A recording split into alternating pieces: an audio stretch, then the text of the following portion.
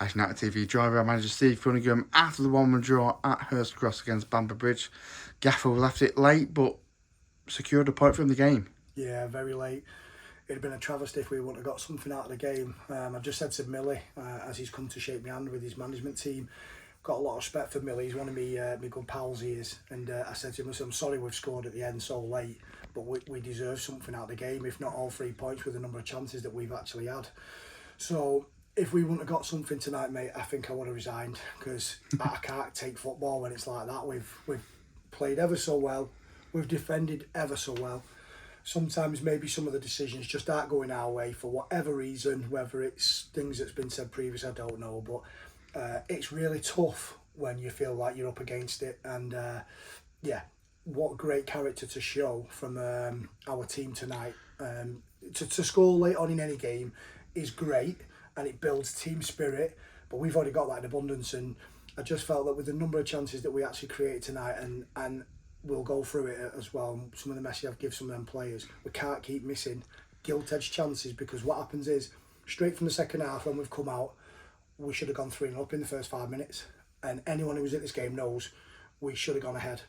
We haven't, and then they go up the other end and score with 1 or 2 of the only chances they had in the second half, if not the game, and you're 1-0 down, and then it's like their backs to the walls, and they defended ever so well. But yeah, we can't keep missing chances like that, and I've made it very known in there. We mentioned the character there, Gaffer, obviously a restructure tonight. Alburn at right back, Berkey back into centre half, a flat back 4, obviously enforced due to Bamber's suspension, Cunningham missing out through a niggle. But you mentioned the character. It seemed the lads that have moved straight in, knew what they had to do, and we're on top draw. Yeah, well, look at what we've played tonight. We've played Mikey O'Neill, who's a central midfielder, right wing. We've played Darius Asai, who's our centre forward, our main number 9 in terms of his hold-up play. We played him left wing.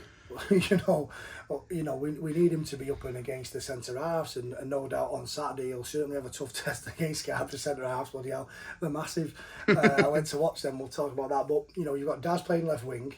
You've got Alburn playing right back. Gilly came in up front. You've got young Brad coming. Brad Taylor, who I thought was excellent in a 10 role. You've got Luke Burke, who's our right back, playing centre half. The fans must have been looking and going, has Cunningham just pulled him out of a hat tonight and gone, he can play there?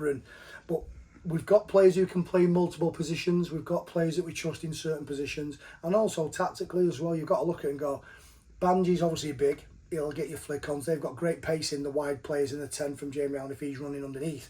We needed, obviously with no Berkey, and no disrespect to Wayne, who's edging, we've got a centre half on the bench, bless him, but we needed that pace as cover, and that's what Berkey gives you. Alburn being the right back gave us a deeper delivery outlet, which he gave us in abundance. Some of the balls he put in the box was crying to be scored. And then you've got Daz on the left hand side trying to be an inverted forward who caused problems all night. So yeah, Mikey O'Neill being a right winger, bombing forward, cutting inside. Everyone did a job. But then you look at the players in the positions like Josh Doherty, Shaw Newton, Louis White and Willem Tomlinson. They were excellent because they've had to do extra bits of work, if that makes sense, to cover for the people that are in the positions that they would normally have their partnerships in, because we built a team around partnerships and there wasn't any there tonight. It was all different. So yeah, the character shown from all the players who came in tonight was outstanding. Well, you mentioned it there, Gaff. Obviously we've got the players out of position, but you mentioned Willem. We missed, obviously, with no Callum next to him. Willem and Louis, solid in the centre of midfield once more. Yeah, I mean, Callum Rowe and Sam Baird are 2 of the best players in this league, if not the league above, and we were missing them tonight. And normally that hurts you, but I certainly won't use that tonight, because I thought Willem Tomlinson is just getting better and better after every single game.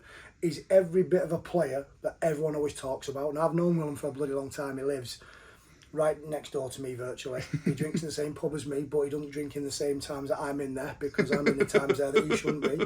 But he's been excellent, and he's just got better and better, and you've seen him now. He looks a big lad sometimes.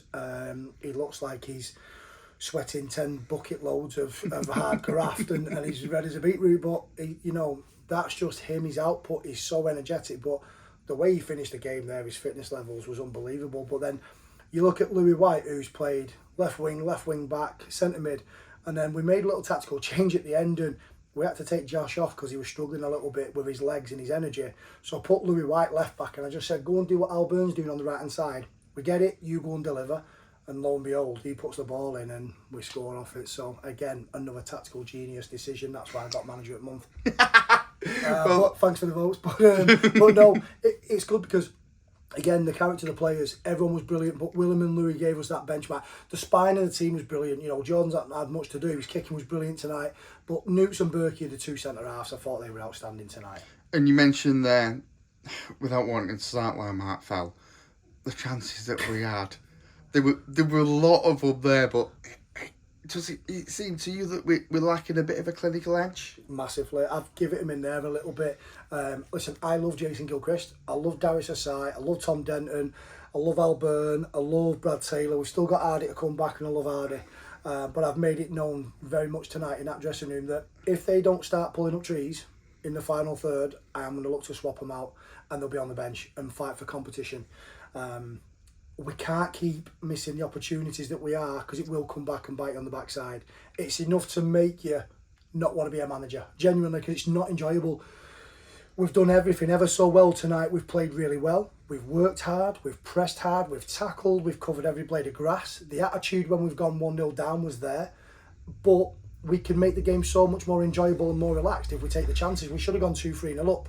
And Millie can't argue with that. First half was probably a 50-50 game. I thought both teams were really, really good. They played some really nice interchange footballing around the outside of the box in the first half. But second half, we've camped out in their half, and they've defended really well, by the way. There's two ways to win the game. You're either on top with possession, or you defend really well and catch on the counter. And they also could have nicked it with a couple more chances, but we've gone gung-ho.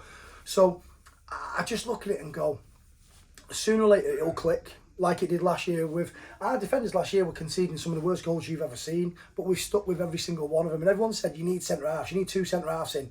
I'm not being funny, we've hardly conceded any goals. And lost one. And and I look at it and go, we don't concede many chances in a game, and that's because Sean Newton, Sam Baird, Luke Burke, Josh Doherty, Callum Rowe, or whoever's playing in at the back line like Al tonight did, or Louis White goes in with Jordan, they've been immense, but we've stuck by them this year. So we'll stick with our forwards for the time being. They've got my utmost respect because of what they've done in the game already, but I have made it known that they've got to start scoring, because otherwise it's going to hurt us. And we've got a great opportunity this year to be amongst that chasing pack. And you've seen today, the football we play at times is really good, really good. And the message is clear to them that they've got to start scoring some goals. Emirates FA Cup on Saturday, second qualifying round. Scarra here at Hurst Cross. League above, you said it before you went watching them on Saturday. How do we beat them? Well, if we play like we did tonight and put the ball in the back of the net, we beat them.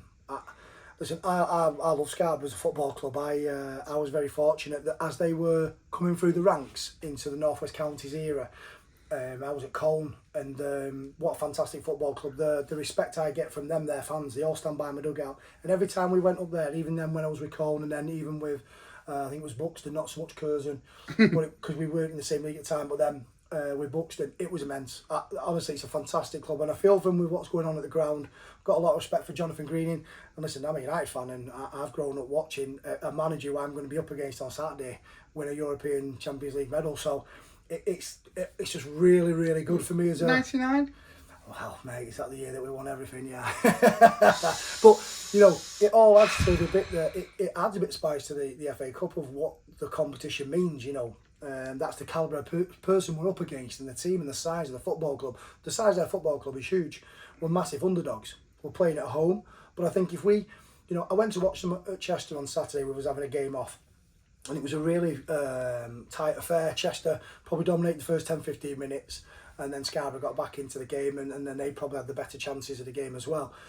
You know, they lost some players, whether they bring players in. You're watching them and you're thinking, how can we, you know, affect the game on Saturday and put a plan together? But we won't worry too much about Scarborough. All we've got to do is turn up and be us. And if we do that, we will give Scarborough a bloody good game. And listen, we're playing against a team that have just gone second in the National League North, in the league above us. So there's a large number of places between us.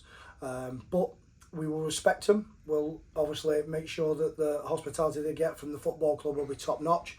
They'll enjoy the day, but hopefully they'll be going on with tails between the legs and we're through to the next round of the FA Cup.